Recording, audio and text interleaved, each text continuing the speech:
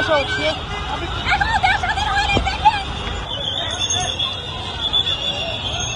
Bike খালা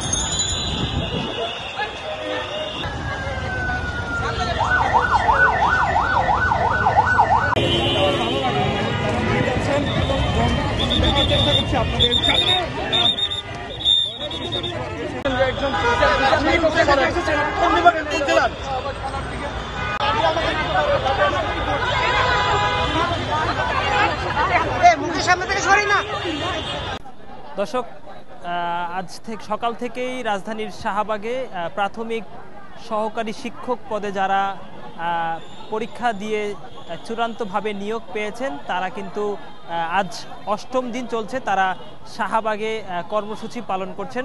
তারা যেসব দাবিতে কর্মসূচি পালন করছেন আসলে তারা যেমনটি বলছেন যে তাদের দ্রুত কর্মস্থলে যোগদানের ব্যবস্থা গ্রহণ করার জন্য অন্তর্বর্তী সরকারের কাছে তারা দাবি জানিয়েছেন। তাদের জন্য ৬,৫৩১ জন নিয়োগ পেয়েছেন, তাদের জন্য দ্রুত কর্মস্থলে যোগদানের ব্যবস্থা করে দেন অন্তর্বর্তীকালীন সরকার। এই দাবিতেই তারা আজ অষ্টম দিনের মতো শাহবাগে অবস্থান করছেন এবং সকাল থেকেই শাহবাগে তারা জড়ো হতে থাকেন। শুধু ঢাকা নয়, দেশের বিভিন্ন জেলা থেকেই, বিভিন্ন উপজেলা থেকেই তারা রাজধানী শাহবাগে এসে তাদের দাবি আদায়ে অংশগ্রহণ করেছেন।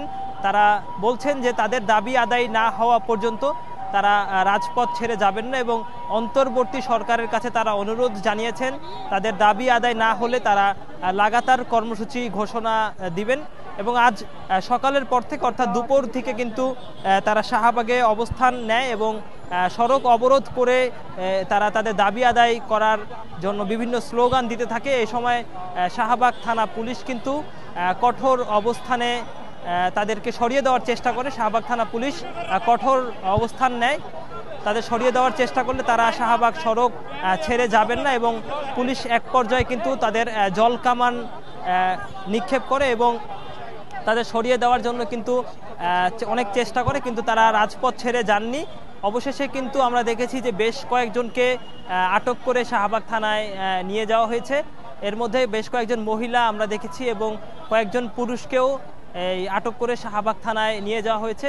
এই সময় এই বর্তমানে যে শাহবাগের পরিস্থিতি, যান চলাচল কিন্তু স্বাভাবিক রয়েছে এবং যারা আন্দোলনকারীরা ছিলেন তারা কিন্তু জাদুঘরের যে সড়কটি রয়েছে এই সড়কে এসে অবস্থান নিচ্ছেন এবং বেশ কয়েকজনকে আটক করেছেন, শাহবাগ থানা পুলিশ আটক করেছে। বিষয়টি আমাদের শাহবাগ থানার কর্মকর্তা যারা রয়েছেন তারা নিশ্চিত করেছেন এবং তাদেরকে ছেড়ে দেওয়া হবে বলেও তিনি জানিয়েছেন। এই ছিল শাহবাগ থেকে আমার কাছে সবশেষ তথ্য।